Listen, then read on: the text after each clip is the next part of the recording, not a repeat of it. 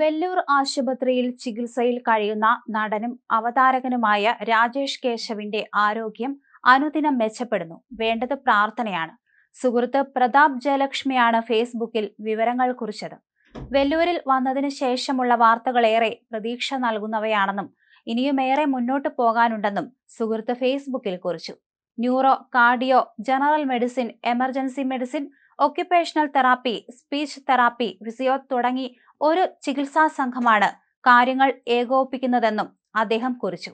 അവൻ ചെയ്ത സ്റ്റേജ് പ്രോഗ്രാമുകൾ ഒക്കെ കാണിക്കുകയും കേൾപ്പിക്കുകയും ചെയ്യുന്നുണ്ട്. ചെറിയ രീതിയിലുള്ള റെസ്പോൺസ് പോലും രാജേഷിന്റെ ചികിത്സാ രീതികളിൽ വളരെ പ്രധാനമാണെന്ന് ഡോക്ടർമാർ വിശദീകരിക്കുന്നു. ഞങ്ങൾക്കുറപ്പാണ്, എല്ലാം അറിയുന്നുണ്ടവൻ, പ്രതാപ് ജയലക്ഷ്മി കുറിച്ചു. പ്രതാപിന്റെ ഫേസ്ബുക്ക് പോസ്റ്റ് ഇങ്ങനെയായിരുന്നു: പ്രിയപ്പെട്ട രാജേഷ് കേശവിനെ വെല്ലൂർ CMC ഹോസ്പിറ്റലിൽ കൊണ്ടുവന്നിട്ട് ഒരാഴ്ചയായി. ഓർക്കാൻ ഇഷ്ടമില്ലാത്ത ആ അപകടം നടന്നിട്ട് 36 ദിവസവും. വെല്ലൂർ വന്നതിന് ശേഷമുള്ള വാർത്തകളേറെ പ്രതീക്ഷ നൽകുന്നവയാണ്. ഇനിയുമേറെ മുന്നോട്ടു പോകാനുണ്ട്. കുറഞ്ഞത് 2-3 മാസമെങ്കിലും ഇവിടെ തുടരേണ്ടി വന്നേക്കാം എന്നും ഡോക്ടർ പറയുന്നുണ്ട്. Neuro, cardio, general medicine, emergency medicine, occupational therapy, speech therapy, physio തുടങ്ങി ഒരു കമ്പൈൻഡ് മെഡിക്കൽ ടീമാണ് കാര്യങ്ങൾ ഏകോപിപ്പിക്കുന്നത്. ഇൻഫെക്ഷൻ സാധ്യത ഉള്ളതുകൊണ്ട് സന്ദർശകരെ അനുവദിക്കുന്നില്ല. വെല്ലൂരിൽ എത്തിയതിനു ശേഷമുള്ള കാര്യങ്ങളിൽ ഞങ്ങളുടെ കൂടെ നിൽക്കുന്ന ഡോക്ടർ രാജി തോമസിനോടും ഡോക്ടർ തോമസ് മാത്യുവിനോടും അദ്ദേഹത്തിന്റെ ഡിപ്പാർട്ട്മെന്റ് അല്ലെങ്കിൽ പോലും പ്രത്യേക നന്ദി.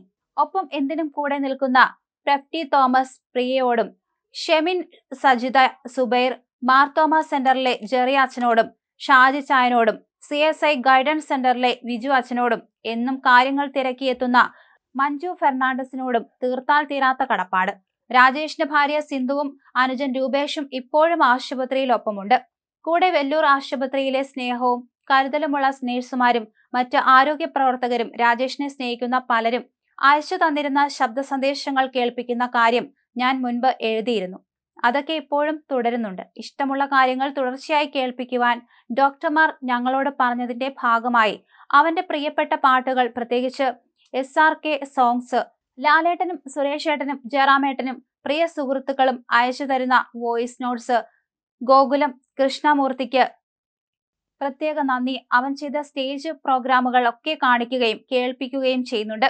ചെറിയ രീതിയിലുള്ള റെസ്പോൺസ് പോലും രാജേഷിന്റെ ചികിത്സാ രീതികളിൽ വളരെ പ്രധാനമാണ് എന്ന് ഡോക്ടർമാർ വിശദീകരിക്കുന്നു. ഞങ്ങൾക്കുറപ്പാണ്, രാജേഷ് എല്ലാം അറിയുന്നുണ്ട്, ഞങ്ങൾ എല്ലാം അറിയിക്കുന്നുണ്ട്. കൂടുതൽ ശുഭവാർത്തകൾക്കായി കാത്തിരിക്കുക.